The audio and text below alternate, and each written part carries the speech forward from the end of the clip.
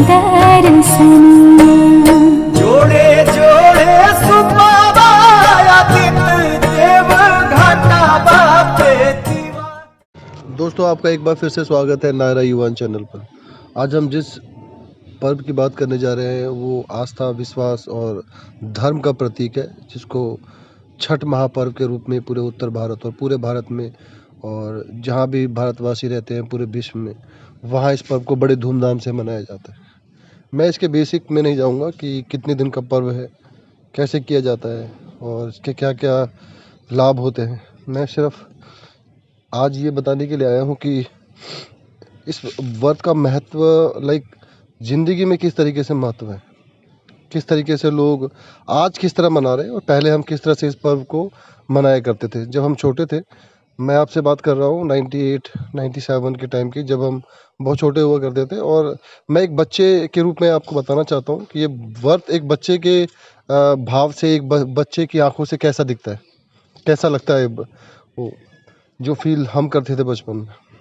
आज की डेट में टेक्नोलॉजी है, फ़ोन बहुत हो गए हैं और सब बच्चे के हाथ में फ़ोन होता है। बच्चे आजकल बेसिक रूट से जुड़ नहीं पा रहे हैं और ना जुड़ने का कारण भी यही है कि मोबाइल फ़ोन्स, टेक्नोलॉजी आना अच्छी बात है, बट जिस तरीके से लोगों ने अडेप्ट किया है उसको, वो एक बहुत ही गलत तरीके से हुआ है।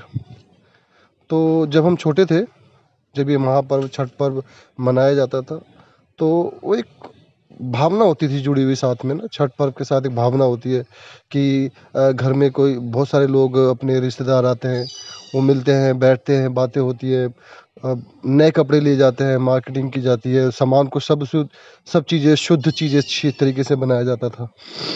अभी भी शुद्ध तरीके से होता है, लेकिन कई चीज़ें चेंज है कि अब सब कुछ आर्टिफिशियल है। जैसे चूल्हा आज की डेट में आर्टिफिशियल मिलता है। आपको पता है जो उपले, जिसको हम जो गोबर से बनता है उपला, वो आजकल मॉल में मिल रहे हैं। तो उस समय ऐसा नहीं हुआ करता था, उस समय सब कुछ बेसिक चीज़ें थी।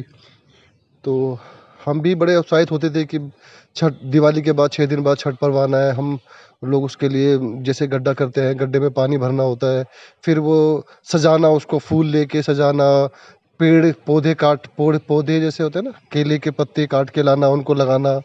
अब ऐसी चीज़ें होती नहीं है ना। और मम्मी को देखना कि वो किस तरह से पर्व मना रहे हैं, और वो सब चीज़ें बहुत ही एक अनुभव था एक, कि छठ पर्व को किस तरीके से मनाना चाहिए, किस तरह मनाना जाता है।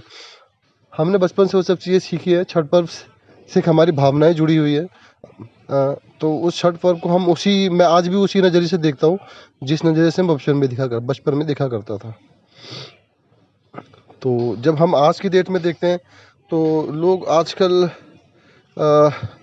इस पर्व को एक फैशन के तौर पे हो गया है। आज की डेट में लोग, जो बच्चे हैं, आज की यूथ जो है, वो इस पर्व को अटैच नहीं, फील नहीं कर पाते हैं, क्योंकि इस तरीके का माहौल नहीं है। शहरों में नहीं है, गांव में अगर आज भी हम जाते हैं, जैसे मैं बिहार से हूँ, अगर मैं गांव गया अपने और मैं छठ पर्व गया, तो सब बच्चे हैं वहाँ पे, बच्चे बड़े उत्साहित होते हैं, है ना। वो अपने मार्केटिंग के लिए, कपड़ों के लिए, या फिर किस तरह से गाने आपको जो इसमें लोकगीत होते हैं, छठ पर्व में कुछ लोकगीत गाए जाते हैं। वो लोकगीत आज भी गांव के बच्चों को कंठस्थ है, याद होते हैं, या फिर वो गा भी लेते हैं। लेकिन शहर के किसी बच्चे से अगर हम पूछ ले, या फिर आप बोलो कि गाना करना है, तो वो नहीं कर सकते हो, क्योंकि अब हम बेसिक रूट से थोड़े से शहरों में रह के तो कट ही गए। हालांकि शहरों में, गांव से यहाँ पर आके लोगों ने काफ़ी चीज़ें अर्जित की, पैसा कमाया, बिजनेस किया, सब कुछ किया, लेकिन वो बेसिक चीज़ वो अब नहीं रहा है लोगों के बीच में। तो अब हम बात करते हैं आज के जो हम ये छठ पर हम कृषि विहार रहते हैं। कृषि विहार एक गवर्नमेंट कॉलोनी है, यहाँ पर रहते हैं। और यहाँ पे छठ पर्व मैं बचपन से देख रहा हूँ। बचपन मीन्स कि ये है अपना 96-7 से देख रहा हूँ। अब डेवलपमेंट होते होते आज 26-27 साल बाद किस तरीके का बन रहा है। पहले हम गड्ढा किया करते थे, अभी हमने सीमेंटेड बना लिया है। सीमेंटेड के अंदर अपना पानी की पाइपें हैं, वो डाल दी जाती है वहाँ पर। फिर हमारी मम्मी या और भी जो आंटियाँ हैं, वो भी इस व्रत को करते हैं, है ना। और हालांकि मैं तो बाहर रहता हूँ, मैं चंडीगढ़ रहता हूँ। वहाँ से मैं छठ पर्व अपने माता पिता के साथ यहाँ करने आता हूँ, दिल्ली के अंदर, दिल्ली में करने आते हैं। और जिस तरह से माता जी आज भी अब इस छठ पर्व को निभा रही हैं, हालांकि इतना आसान नहीं है। 3 दिन भूखे रहना ये कोई बहुत आसान काम नहीं है, हर कोई नहीं कर सकता। 3 दिन भूखे रहना, उनको देखना कि किस तरह से पर्व है, किस तरह से मनाना होता है, वो आज भी सीखते हैं हम लोग ना, अडॉप्ट करते हैं। तो छठ पूजा की सबसे अच्छी बात यह है कि छठ पूजा स्टार्ट होती है, शाम में आते हैं लोग, मिलते हैं, अपना जो भी आपके घर में सामान, खजूरी बनता है, खाजा बनता है, और जितने भी फल फ्रूट आपने चढ़ाने हैं देवता भगवान के ऊपर। असल में जो ये पूजा है, ये सूर्य भगवान के लिए की जाती है। सूर्य भगवान जो साक्षात दिखाई देते हैं, उनके लिए पूजा है कि सब समृद्धि रहे, हर्ष पुष्ट रहे, सबको अच्छी सद्बुद्धि मिले। ये पूजा बस बेसिक चीज़ों पे, इन्हीं चीज़ों के लिए होती है, अपने परिवार की खुशहाली के लिए, अपने फैमिली के लिए, देश की खुशहाली, समाज की खुशहाली। ये सब पूरा जो त्यौहार है ये इसी पर ही आधारित होता है। इसमें अपनी इच्छा अनुसार प्रसाद बांटा जाता है, प्रसाद बांटते हैं। शाम में लोग आते हैं, फिर शाम में अपने अपने घर जाके वो फिर तैयारी करते हैं। कई घरों पे लोकगीत होते हैं। शाम को लोग, कहीं देखा होगा आपने, दिल्ली में जाएंगे या फिर जो दिल्ली हो गया, अब बिहार चले जाइए, उत्तर प्रदेश चले जाइए, जो बड़े स्टेट है जहाँ पर ये अच्छे लेवल पे मनाया जाता है इस त्यौहार को, वहाँ पर आप जाएंगे तो बड़े पंडाल लगते हैं। बट आजकल क्या है कि फूहड़पना भी ज़्यादा हो गया है, लोग पंडालों में नाच गाने का प्रोग्राम रखते हैं। बट मेरे हिसाब से त्यौहार को त्यौहार रहना देना चाहिए, उसमें ये नाच गाने का कोई कार्यक्रम ना ही करे तो बढ़िया है। बट क्या है कि लोगों को आकर्षित करने के लिए और लोगों को चीज़ों में फंसाने के लिए या फिर चीज़ों को दिखाने के लिए ये फूहड़पना है, इसको हालांकि बंद कर देना चाहिए। पर ये समझदार और समाज ही कर सकता है, इसको कोई अपने आप से नहीं कर सकते हैं बंद। जब तक आप नहीं चाहोगे वो चीज़ें नहीं दिखा सकते आपको। तो मेरे हिसाब से तो जैसे हम अभी यहाँ करते हैं, तो हम ऐसा कुछ नहीं करते हैं। हमारा एक सिंपल सा हमने एक जगह बनाई है जहाँ पे छठ पूजा होती है, वहाँ पानी भरा जाता है, सिर्फ छठ माता के ही गाने किए जाते हैं। इसके अलावा हमारे यहाँ पे कोई गाने नहीं होते हैं। हमारे जो एमएलए हैं, एमएलए साहब भी आते हैं, मैं नाम नहीं लूँगा उनका, यहाँ पर एमएलए भी आते हैं यहाँ पर, वो भी हम यहाँ पर आके अपनी उपस्थिति दर्ज करवाते हैं।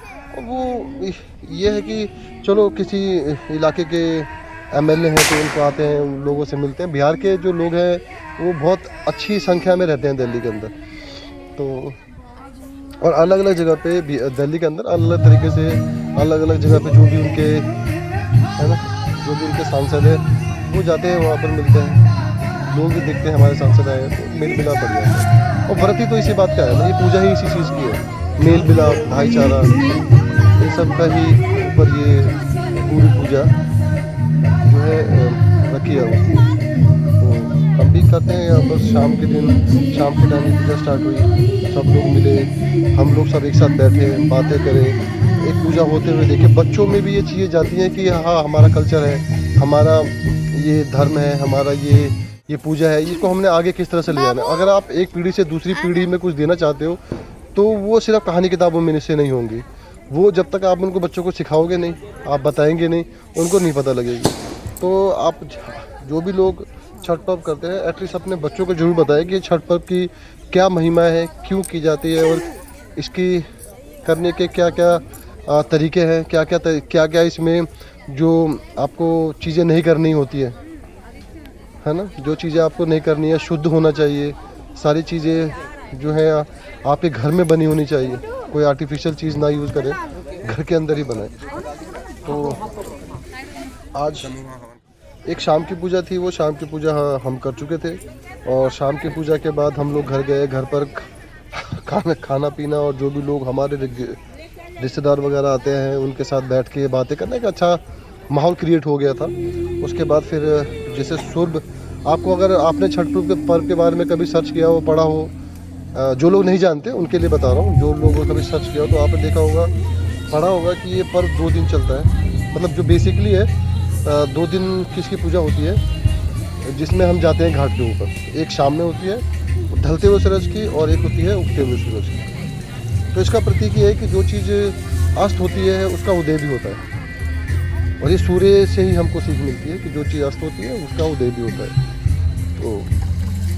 तो ज़िंदगी ऐसे चलती रहती है। जो जो जाएगा, जाने के बाद आना भी है, आने के बाद फिर जाना भी, तो ये चलता रहेगा, प्रकृति ये चलता रहेगा।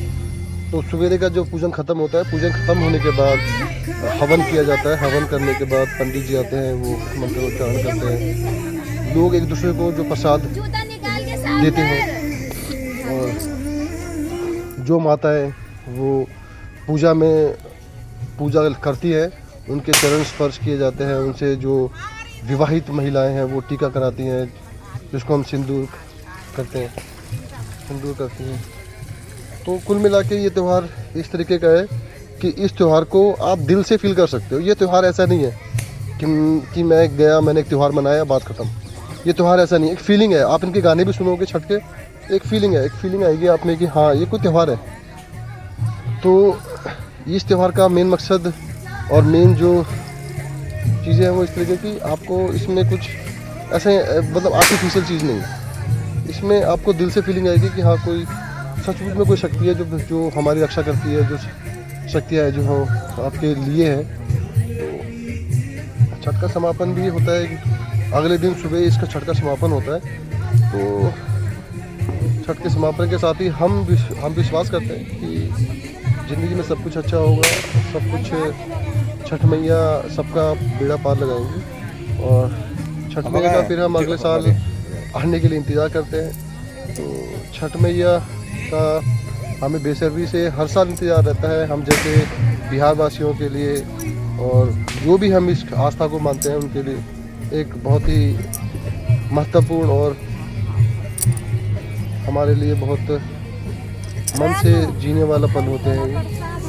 ये पल हम चाहते हैं कि हर साल यूं ही आता रहे। छठ मैया सब पर अपनी कृपा का दान देती रहे। जय छठ मैया।